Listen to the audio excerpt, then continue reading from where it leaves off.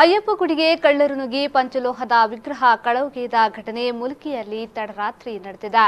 Mulki bus ನಿಲ್ದಾಣದ ಸಮೀಪದಲ್ಲಿ ಅಯ್ಯಪ್ಪ ಸ್ವಾಮಿ ಮಂದಿರ ಮತ್ತು ಸಮೀಪದಲ್ಲಿನ ಪುತ್ರನ್ ಮೂಲಸ್ಥಾನದ ನಾಗಬನಕ್ಕೆ ಕಳ್ಳರು ನುಗ್ಗಿ ಅಯ್ಯಪ್ಪ ಸ್ವಾಮಿ ದೇವಸ್ಥಾನದ ಪಂಚಲೋಹದ 3 ವಿಗ್ರಹಗಳು ಮತ್ತು ದೇವಸ್ಥಾನದ ನಾಗಬನದ ಕಾಣಿಕೆ ಡಬ್ಬಿಯಿಂದ ನಗದು ಕಳವುಗೆದಿದ್ದಾರೆ.